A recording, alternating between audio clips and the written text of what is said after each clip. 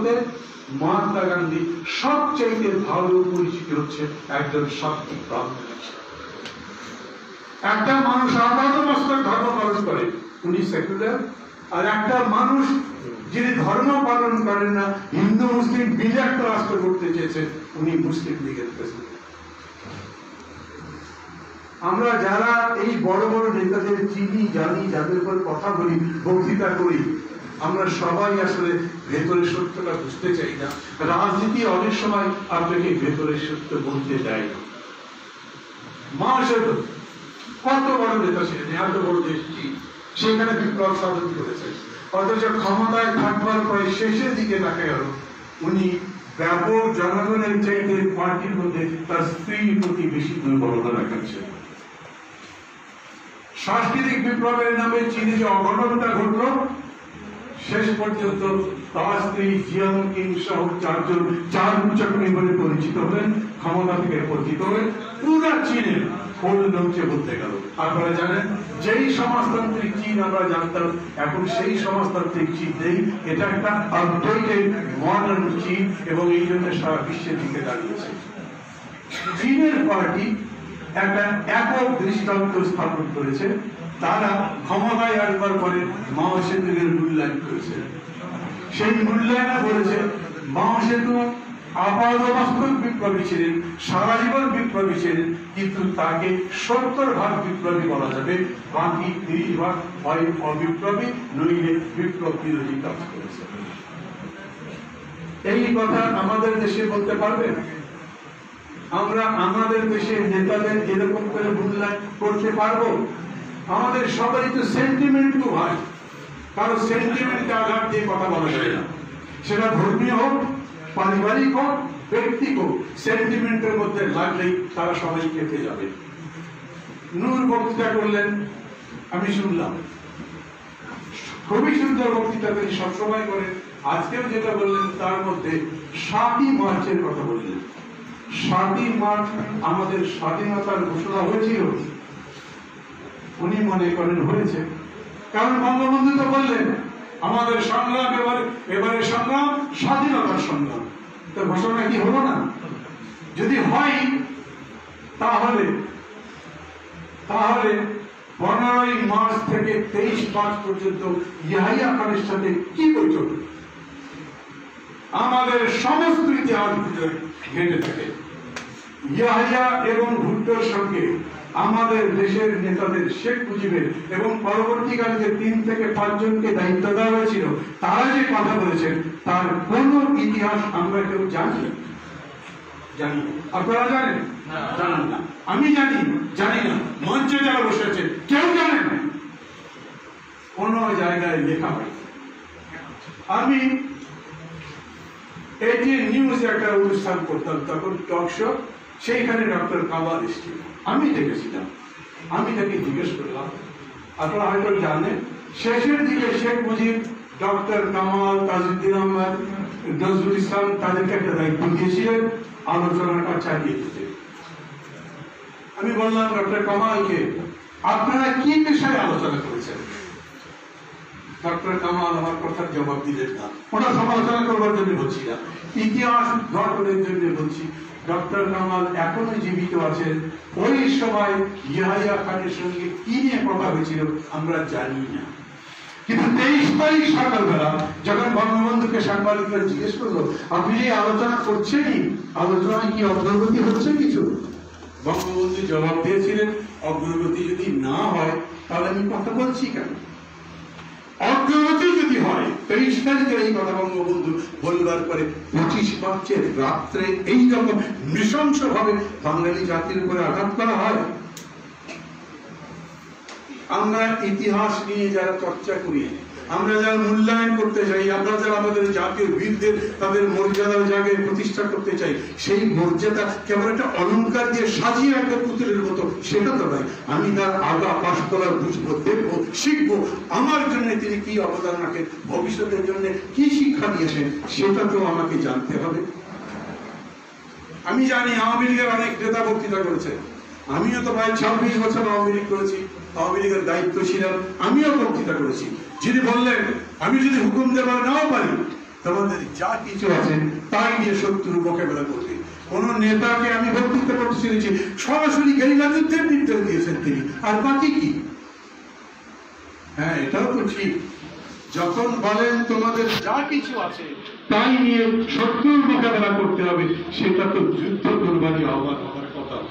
অথচ শেখ হাসিনা তারপরে বক্তৃতা করেছে, সিরাজুল খান, আসমত এবং অন্যান্যরা সবাই মিলে আমার পিতা জাতির জনক বঙ্গবন্ধুকে স্বাধীনতার ঘোষণা দেওয়ার জন্য খুবই উস্কানি দিয়েছিল, কিন্তু উনি সেই পথে যাননি। আমি কি বানিয়ে বললাম? এটা ইতিহাসে নাই, বাংলাদেশের মানুষ জানে না। তাহলে 7ই মার্চ স্বাধীনতার ঘোষণা উনি দিয়েছেন, সেই কথা তো বলা যাবে না। আমি শেখ মুজিবুর রহমানকে অশ্রদ্ধা করছি না, আমি স্বীকার করি শেখ মুজিব যদি না থাকতেন তাহলে এই বাঙালি জাতিকে ঐক্যবদ্ধ করা যেত না হয়তো, অথচ উনি এটা করেছিলেন। কিন্তু কেউ যদি বলেন যে উনি আমাদেরকে স্বাধীনতার সূর্য উপহার দিয়েছিলেন, মানে কি একটা থালাই করে স্বাধীনতার সূর্য জল জল করছে কোথা থেকে নিয়ে আমাদের সামনে হাজির করে দিয়েছেন, আমরা সবাই বসেছিলাম মুখের আঙুল দিয়ে দেখেছি এবং উপভোগ করেছি, এইরকম? তার জন্য 30 লক্ষ লোককে জীবন দিতে হয়েছে। কেউ কোনো জায়গা থেকে আমাদের জন্য উপহার সামগ্রী হিসেবে স্বাধীনতা তো দেয় না। এখন তারপরে আমি বলছি আমাদের স্বাধীনতার প্রাণ পুরুষ শেখ মুজিব নিশ্চয়ই, কিন্তু স্বাধীনতার পরে বাংলাদেশ যখন স্বাধীন হলো, বাংলাদেশের প্রথম ব্যালট বাক্স হাইজ্যাক হলো কোথায়? 1973-এর ডাকসু নির্বাচনে। আমি তখন জাসদ ছাত্রলীগের সাধারণ সম্পাদক, মাহবুব জহুর পরিষদ আমাদের, আমরা ব্যাপক ভোটে জিতেছিলাম। সেই ব্যালট বাক্স ছিনতাই করে নিয়েছিলেন তার পুত্র শেখ কামালের জন্য। মনে করে দেখেন, 73-এ জাতীয় সংসদের নির্বাচন হয়েছিল, সেই নির্বাচনে এখন তারা বলছেন খন্দকার ঘোষণা করছে তার কিলার, সবচেয়ে খল লোক ইত্যাদি ইত্যাদি, সব হয়তো সত্যি। কিন্তু নির্বাচন যখন হলো 73-এর, তখন এই খন্দকার ঘোষণা দাঁড়িয়েছিলেন দাউদকান্দি থেকে, জাসদের পক্ষ থেকে প্রার্থী রশিদ ইঞ্জিনিয়ার। ওইখানে ভোট গোনা হলো, ঘোষণা করা হলো রশিদ ইঞ্জিনিয়ার জিতেছে। সেই ব্যালট বাক্স হেলিকপ্টারে করে ঢাকায় আনা হলো, ঢাকায় গন্ডার পর ঘোষণা করা হলো জিতেছে খন্দকার ঘোষণা। ইতিহাস। আমি কাউকে দোষারোপ করার জন্য বলছি না, শুধু বলছি এই কারণে আপনি যখন ইতিহাস শিখবেন তখন সত্য জানাটা জরুরি, এবং সেই সত্য পাওয়া খুবই কঠিন। বলে না বাল্মীকির কথা আছে, ঘটে যাতা সত্য নয়, সেই সত্যি যা রচিবে। ক্ষমতায় বসে ইতিহাস লিখবার জন্য বলে দিচ্ছেন, যেরকম করে লেখা হচ্ছে তাই এখন ইতিহাস চালানো হচ্ছে। যদি আজীবন গণতন্ত্রের সৈনিক হন তবে বাকশাল কি ছিল? গতকাল বক্তৃতা করলেন দ্বিতীয় বিপ্লবকে ভুল বোঝা হয়েছিল, কিন্তু বাকশালের চরিত্র আছে, ওর মধ্যে লেখা আছে বঙ্গবন্ধু হবেন দেশের আজীবন প্রেসিডেন্ট। তাহলে কোন ভোটের ব্যাপার আছে? কোন গণতন্ত্র আছে? ছিল তখন, এখন আছে নাই।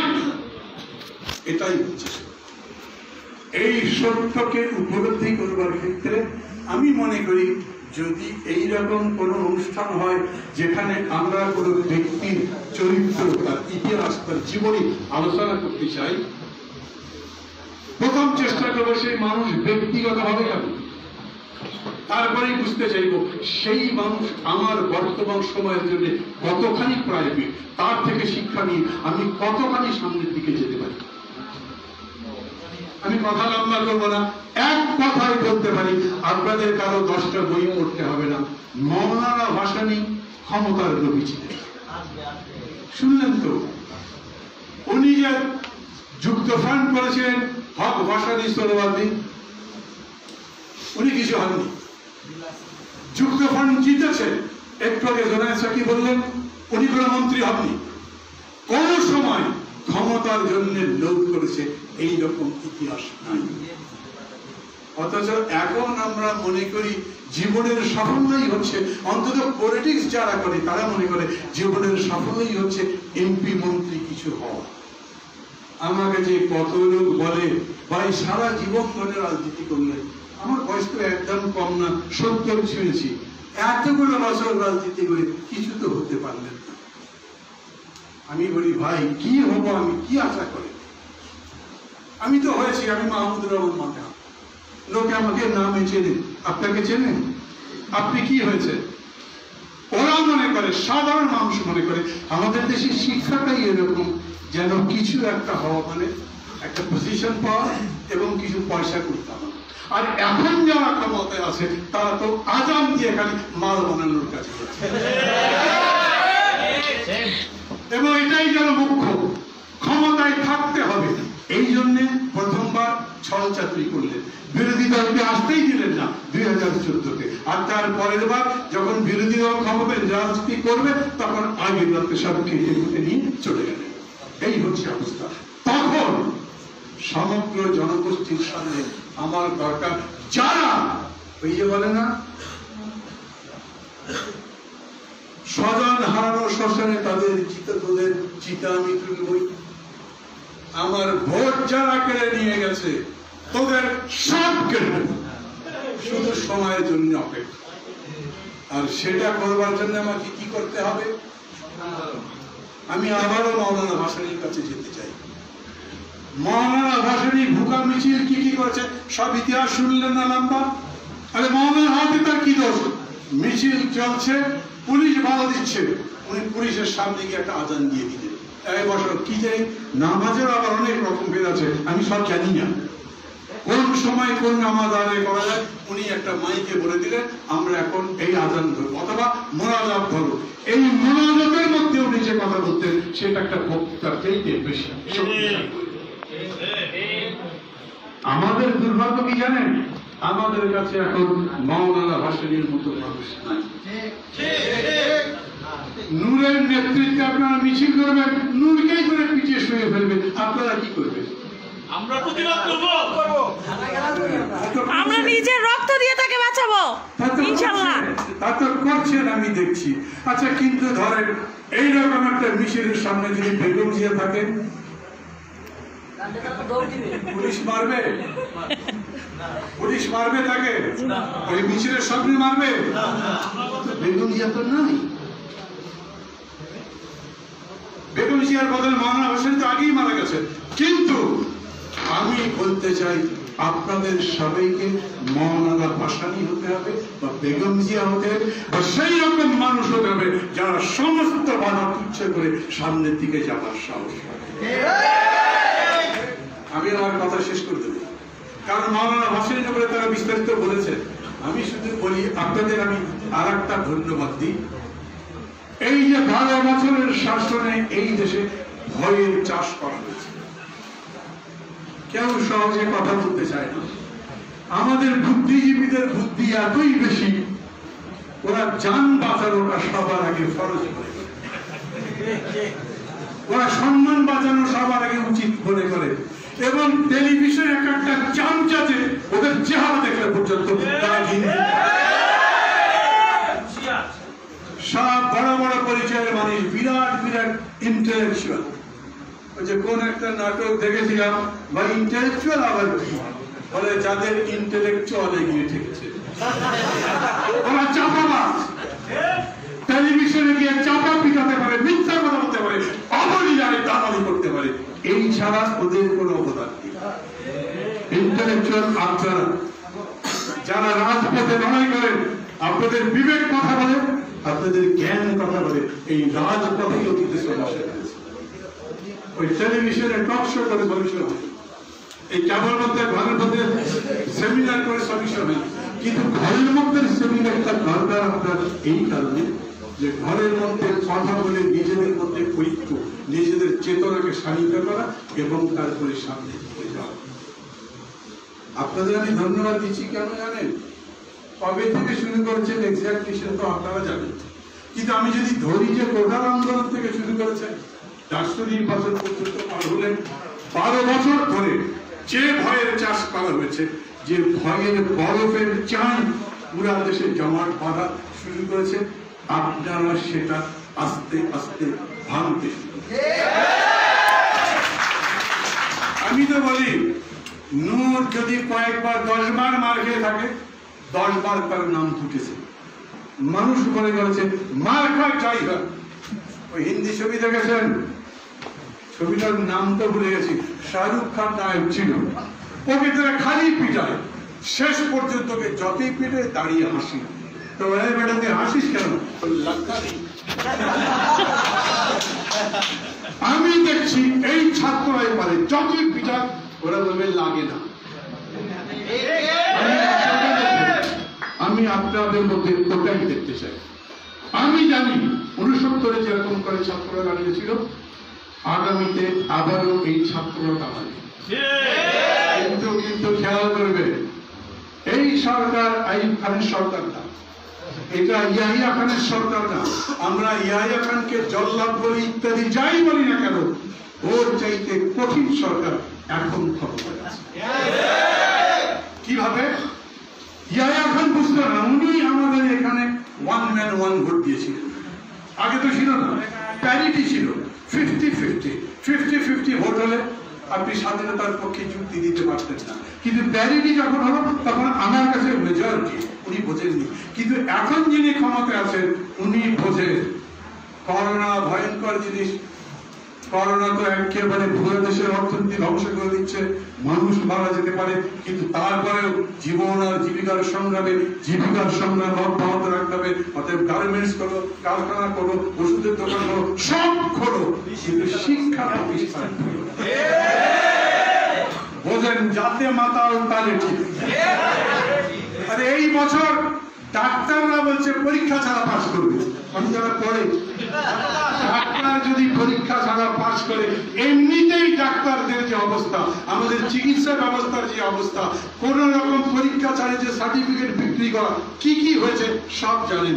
এরপরে যদি পরীক্ষা ছাড়া সব ডাক্তার হয়ে যায়, তাহলে আমাদের জান বাঁচবে কিভাবে? এই ব্যবস্থা করছেন উনি। এবং এই জন্য আর যাই হোক, স্কুল খোলে না কেন জানেন?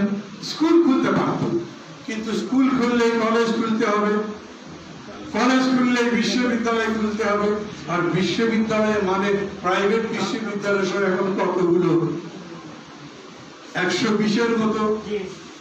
এই ছাত্রদের অর্ধেকও যদি ঢাকা শহরে নেমে যায়, ওই যে কমরেড সাইফুল্লাহ বললেন না 1 কোটি লোক রাস্তায় নামে, আমি বলি ভাই 1 কোটি লোক লাগবে না, 1 লাখ লোক নামেন, নেমে বলেন যাচ্ছি যে যতক্ষণ তুই না যাস।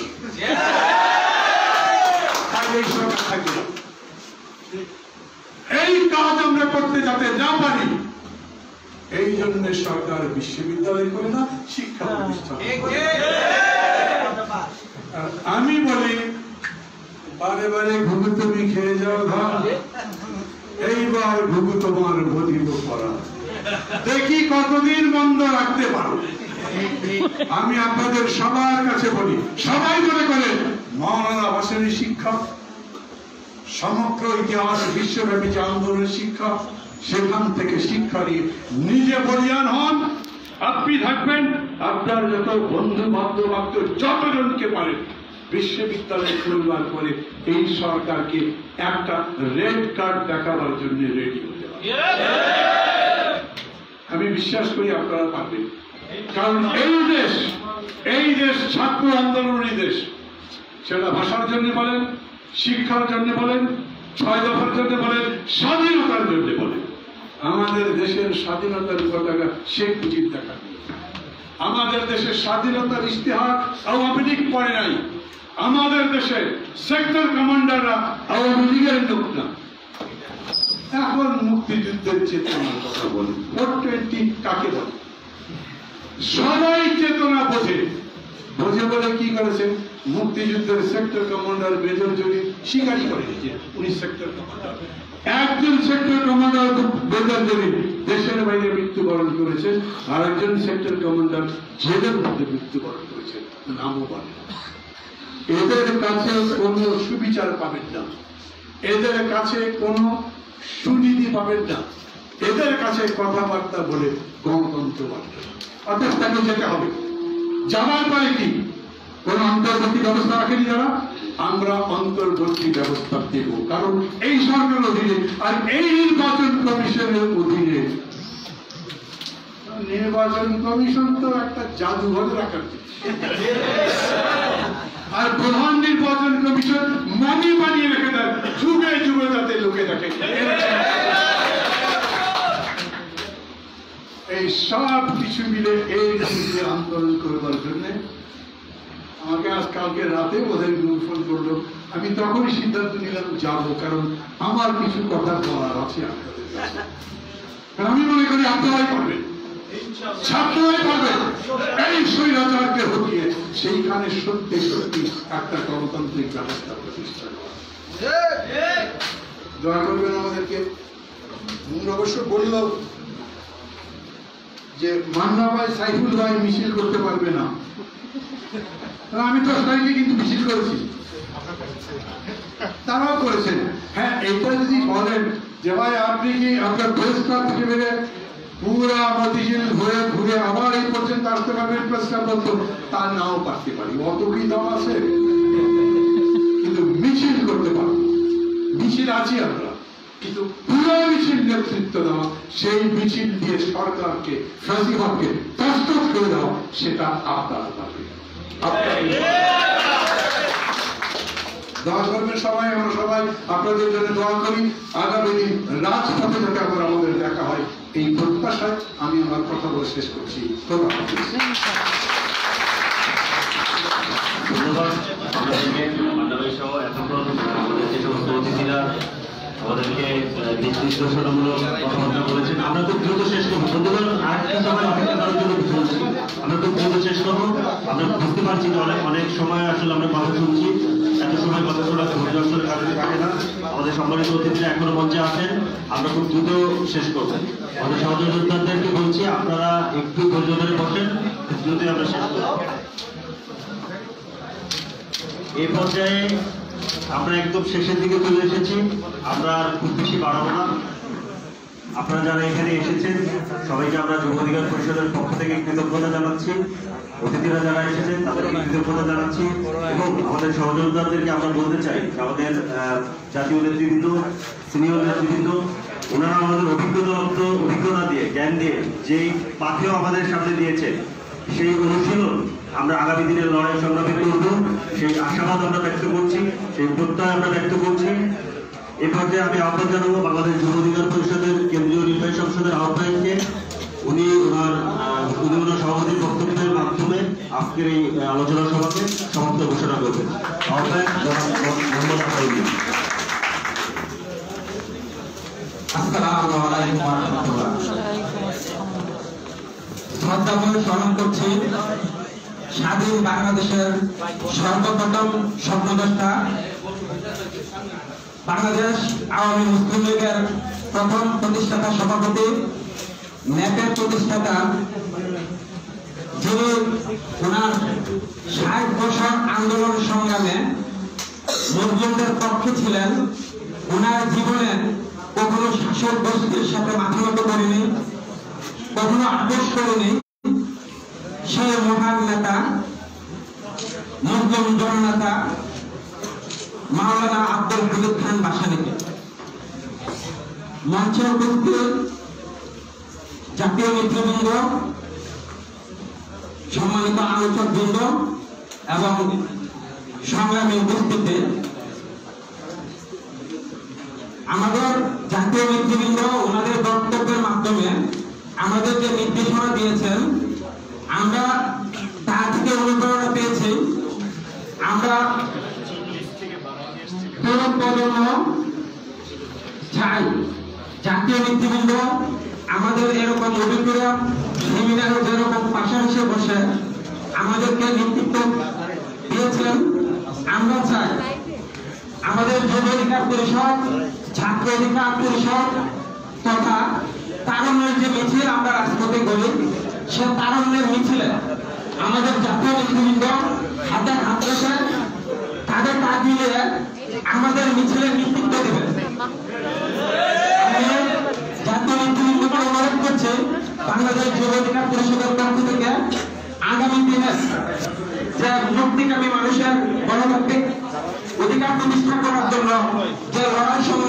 বাংলাদেশ যুব অধিকার পরিষদ করবে। বাংলাদেশ যুব অধিকার পরিষদ আপনাদেরকে মিছিলের সামনে রেখে আপনাদের নির্দেশনা মেনে আমরা তারুণ্যের মিছিল বের করতে চাই এবং ওই তারুণ্যের মিছিলে আপনারা নেতৃত্ব দিবেন বলে আমি আপনাদেরকে আন্তরিকভাবে অনুরোধ করছি।